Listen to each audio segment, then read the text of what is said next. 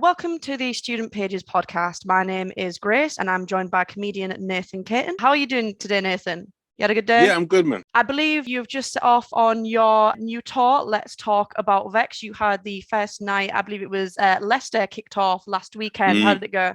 Nice to be touring again. It's Mhm. my first tour in about 4 or 5 years. It felt to be good. Felt good to be, back just doing what I love after 2 years of just being bored in my house. Like before the pandemic, I used to love being at home.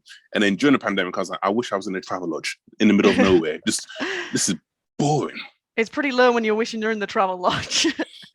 Mate, I went to a dark place in the lockdown. Once you get into the wishing that you're at the Premier Inn, then it starts to be an issue. Now I just want to be out now. Yeah. So your last tour, Pursuit of Happiness tour, are you a big Kid Cudi fan? The name came from the Will Smith film, The Pursuit of Happiness. Yes. And it was that show was all about like me moving out of my mum's house for the first time and all the drama and problems that came with that. Where now this show that Let's Talk About Vex, I've kind of grown up, I've evolved.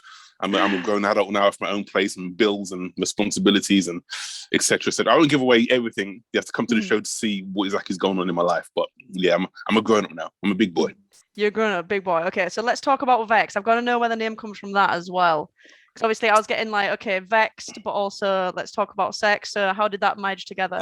Yeah. So basically I was trying to summarize like how I felt over like the last 2 years. Because basically the show is just like the last 2 years of my life and how I felt was frustrated and just like, I found myself getting annoyed at like the tiniest little things I'll just get annoyed by.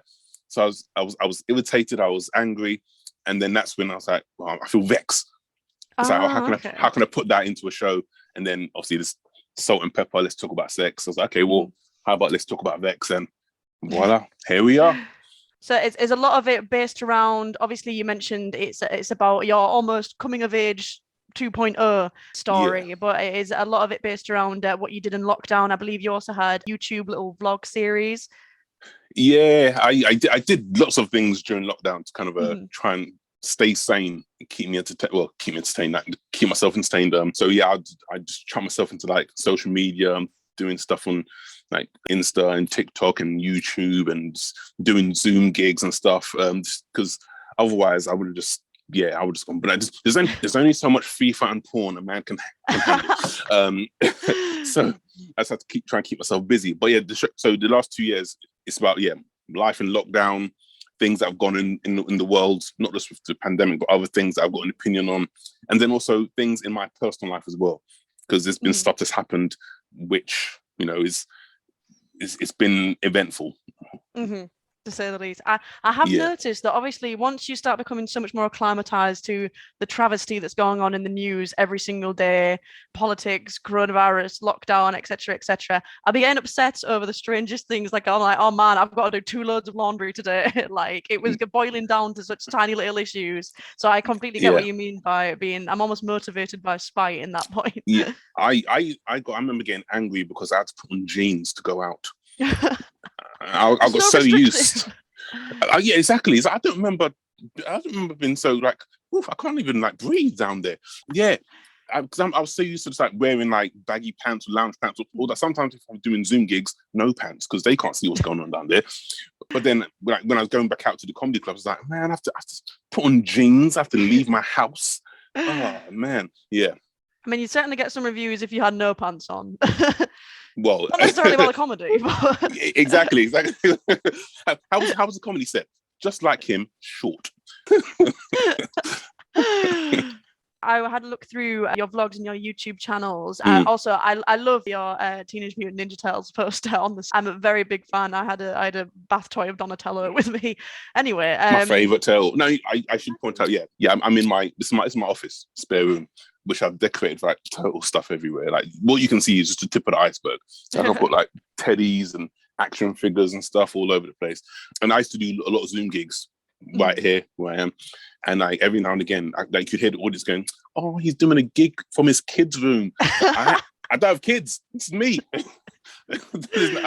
I am the kid. Yeah.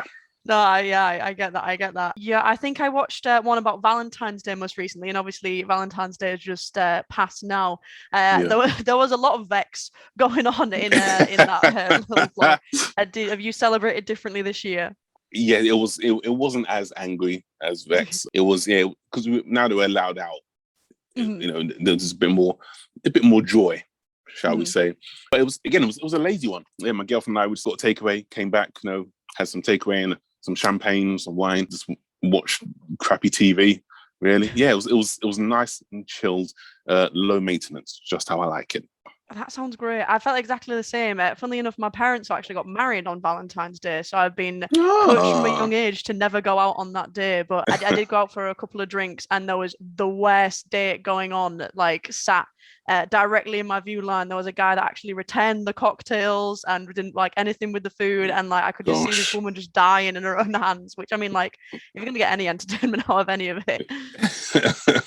Yeah, oh mate. I mean, was it like a first date or? Well, I'm assuming not. They seem to have known each other for a while, but I do love Oh, that sort of stuff, especially when you used to go to Nando's, you see like first dates happening in there, and it was all going wrong. That was a favorite pastime of mine. I like it when that you see someone in Nando's on the first date and they've overestimated the spice. Yes, apparently, and I don't know where I heard this from. I think it was one of my friends used to work there, but guys would go and they'd ask for the lemon and herb, but for the flag to be like extra hot or something Okay. like that. And I was like, that is like vanity at the lowest level. Surely. I've never known people to get the ick from like having non-spicy chicken, but I guess you are a master of many mediums and you also write for a couple of kids shows. Is this something that Mm. you've always wanted to do? Honestly, never in my dreams. No. When I first started doing stand up, I never thought, yeah, I want to be right for a kid show. It just Mhm. happened that it just worked out. It just fell into place. I've enjoyed it. Yeah. I worked for Rasta Mouse many years ago now, and then in the last year or two, I've been writing for Jojo and Gran Gran, Mhm. and yeah, it's been fun. I mean, I think it's because like it's about the West Indian culture and coming from a West Indian background. That helps. But it's just, yeah, it's been a lot of fun. I've really enjoyed it. And yeah, it's been cool, man. I have to admit, a little pipe dream of mine is to be like a voice actor for a kid's show because I think Oh, like you okay. don't get to be silly enough in like day-to-day life. But I have to admit, I'm Okay. just doing voices all of the time. I think it's Yeah, brilliant. I'm very impressed to actually meet somebody who has their own Wikipedia page, I and do. that's how you have a Wikipedia page. Oh gosh, what have people said about me then? Congratulations! I'm sorry that you found out this way. You can go and Uh, Google yourself. just don't believe everything you hear on Wikipedia. What does it say? Nathan Caton is a 20-year-old white woman from Scarborough. So what? The person who approved that was like, yeah, sure, I'll do. Well, one of the funny things I actually found on it, it says that, and I'm quoting this, you resurfaced in 2013 mocking Justin Bieber's most recent tour. And I was like, I love how that's notable enough that it made it onto the Wikipedia page that you mocked Yeah. Justin Bieber's tour. Of all the things that I've done in my career, why is that made onto Wikipedia? Like I don't even remember doing that myself. And said Nathan resurfaced. I didn't go anywhere. I was in hibernation. I've always been here. What do you mean resurfaced? I wasn't. What? That is See, like the don't believe ultimate everything if on somebody's Wikipedia. chatting about you behind your back, but now you've got it on paper. There is like a blockchain of it now. I think it's my brother. I think he's done some purpose to wind me up. I did actually also read on the page that you test out a lot of your material on your mum, on your brother. Obviously, a lot of your material comes from there, very family centric. I don't do it as much now, but I used Mhm, to do it a lot. Like when I mhm. first started, I would try a lot of my new jokes on my mum, and yeah, a lot of my jokes are very family centric. I think now I go to new material nights, so I've got like an actual audience there to try it on. But in my younger days, yeah, definitely, I used to try out a lot of new stuff. Like just I'll be in my mum's bedroom while she's like reading a book in bed. I'm like, Mum, listen to this, and she's like, okay, yeah, that's nice, thanks. Okay, Nathan, I think she's just like, yeah, okay, yeah, whatever. Just hurry up and just go, leave me alone. Is there any conflict about if you're telling a joke about your mum and you're having to test it on her and she's out there like that? Well, that didn't happen. Like, Yeah, I would always give it like a pre-warning, like, okay, this joke's about you. No offense, but it's just a joke, yeah. She'd be like, mm-hmm. But I could tell by it, look, that like watch what you say because I will slap the black off you. Yeah. when I told my parents that I did comedy, the first thing my mum says was like, "I'm never coming to one of your shows. I don't want to hear what you have to say." And I was Oh, like, is "Yeah, it? that totally Oh. checks out."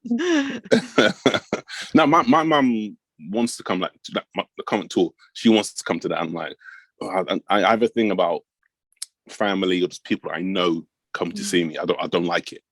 I'd rather have complete strangers rather than someone I know, because I feel conscious that they're there. I feel exactly the same. I think there's almost such a pressure when people know to be funny, and it's like I'm not being paid right now, and B, like, it's one thing to make a group of strangers laugh. It's another thing to make a group of acquaintances laugh.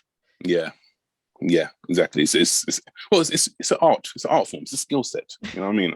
I think people don't always appreciate or grasp that. And also there's different types of comedy, but I think obviously sometimes you fit with an audience and sometimes you don't fit with an audience. I found that.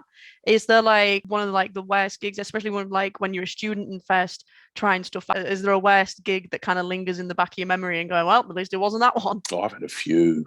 I've been going a long time now, so I've had a few. So I would have been early 20s. I did a gig at a lacrosse festival. There's a festival for lacrosse? Exactly. Surprised me too. And it surprised me that they thought I would be the fit for lacrosse. Like, come, look at me. Like, come on. Every other person there is called Tarquin. Yeah, exactly. It's like, and here's me going, yeah, what's going on, guys? Cool, yeah, what? Yeah, so I did this gig, right? And yeah, it was, I should have known it was going to be crap. The setup was awful. As soon as we got there, like, there was no seating. There's this massive stage that was it was so far from the actual audience that it's like there's no connection. Then there was a rock band right on before me where people like moshing out and all that kind of stuff. And then they're gonna have comedy. I was like, that's not gonna work, mate. Like, you can't have a rock band getting people hyped up and then have a comedian come on where I want people to be settled and calm and focused. It's not gonna work. And it didn't. There was another comedian who was on after me. He was smart. He turned up, saw the gig and thought, I'm not doing it, and left. No way. He left. And I wish I had the balls, because I was so young. I thought, no, I need to do this gig. And I stuck to my guns, went on stage and died on my hole. It was, I was meant to do 20. I don't know if I did 20. All I remember is not getting any laughs. And then afterwards, I'm outside waiting for a taxi to take me to the station. And I heard someone jump on a mic inside go, all right, I'm going to tell some jokes, because that comedian was pants. No, that's rude. I was like, oh. Since then, every time I see the cross, a part of my heart dies. I get that. I did a show at one of a friend's festival. It was like a mini thing in his hometown, and I was on pretty late by that point, but I didn't have the balls you did. I walked off after 2 minutes. I was supposed to do 15 because there was an incredibly drunk woman in the first row, which she started repeating like maybe the last 3 words of everything that I said. Oh, gosh. But at least she enjoyed it, I guess. Having said that, TV, obviously you've been on Live at the Apollo, which is like, that's like the holy grail of places to be. Like, how did that feel? Great, man. Well, great. After I'd done it, I was like, whew, I got through it. Nerve-wracking. Yeah. Oh gosh. Yeah. You know what? I wish I could have. If only I could have just had that lacrosse audience at Love the Apollo and be like, "Yeah, look at me now. Huh? I'm funny now, aren't I? I'm not pants out, am I?" Yeah, bell ends. It's nerve-wracking at first to do Apollo, because obviously, like, it's the big show. Everyone wants to do it. My agent was putting pressure on me, like, from about, I don't know, 2-3 months before. It's like, get your set on point. Make sure you perfect your set to a T. Make sure you're doing your set every single night, so when it comes to the Apollo night, it's polished and you know it. I was like, okay, man. The more you're saying it, the more you can make me nervous. Like, I would have been cool and calm until you said all that. On the night, yeah, obviously, like, you hear the audience coming in and stuff. You hear them in their seats, and it's like, I need to go out there and make all these people laugh. And as I'm about to go out, the stage, that screen thing kind of comes up, and all the smoke. And I remember the show manager's like, okay, go. I was like, I can't see nothing, there's smoke there. He's like, no, just walk. I was like, dude, I can't see where I'm going. He's like, walk into the smoke. When you come out, you'll be on stage. And yeah, you just walk into smoke, and the next thing you know, boom, there's like how many thousand people just staring at you like, come on, what you got? But then once I got my first joke out, I was like, okay, I think I know what I'm doing. And yeah, but it's a great gig to do. It's a lovely gig. Oh no, I'm very jealous. That is like, I suppose that, and now the new thing is like Netflix. I say new thing, but like the new thing is Netflix specials, I guess. But obviously they've started putting together smaller ones and stuff like that. I've noticed that ever since coming to London, I think it's very definite north-south divide. But when you're on shows in the north, I think in the green room everybody's trying to make everybody else laugh so hard. But in the south, now that I've come to like maybe slightly larger venues, everyone's just stood very silently in the green room, probably like internally screaming like I am. But I've noticed that. I mean, a lot of the green rooms I've been to everyone's just like quite friendly. You know, I don't think maybe having a laugh and stuff, but everyone's quite, just like it's like one big family, really. Do you have like a little like group of like comedians that you like to tour with, or? I wouldn't say I have a group. No, I just go wherever I'm told to go, wherever I'm booked to go. And then, you just kind of cross paths with comedians. And sometimes you might see a comedian like a few times in the space of a week. And then I never don't see that person again for like 9 months. It's just, you just cross paths and you see different comedians as you're up and down the country. So just to circle back to your new tour and the fact that you're re-touring again, is there something I've heard a lot of people, they have a sort of love-hate relationship with being on tour? Obviously you mentioned it's great to be out the house, but now wanting to go back inside.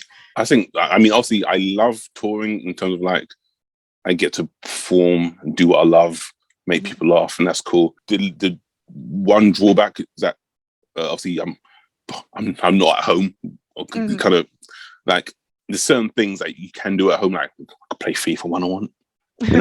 I'm in my own bed. Oh, the food actually, like just to have like a proper, healthy, wholesome, home cooked meal. Like eating junk on the road, it gets very boring very quickly. Like the first days, yeah, cool, man. Second day, it's like okay. Third day, it's like, oh my gosh, I can feel my arteries clogging up. I do struggle with that. I get it. You mentioned FIFA just then. I mean, like from what I know about guys in FIFA, I'm really surprised you've got an Xbox under your arm and carrying it everywhere you go. But you are like a huge football fan, and you have a blog, if I'm correct.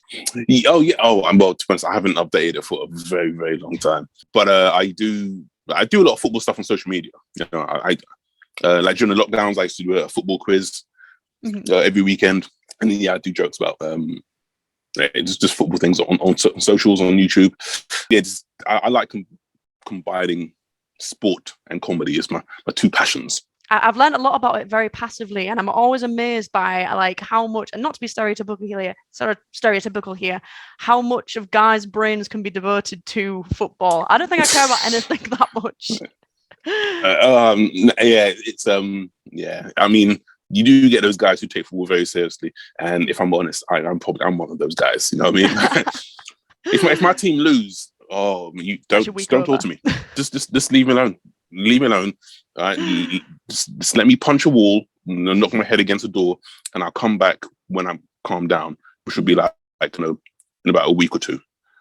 No, I get that. I respect you. You're a Brentford fan, right? Yeah. Yes. So I hate people who jump on the bandwagon though and just go for the big five. I always think that's such a cop out. Yeah, no. I thought no. I want a lifetime of misery and heartache. So yeah, Brentford. Gosh. No, it's only I say that. I mean, we're in the Premier League now, so I can't complain. I can't say the same about Hull. It's getting very depressing. Oh yeah. Well, I mean, you had your time in the Premier League, so just get your tickets. Go to nathancaton.com. Just nathancaton.com, click on the live tab, and you'll see when I'm near you. Hit the tickets, come down to the show. It will be a laugh. I talk about lots of things. Well, it was absolutely lovely to meet you.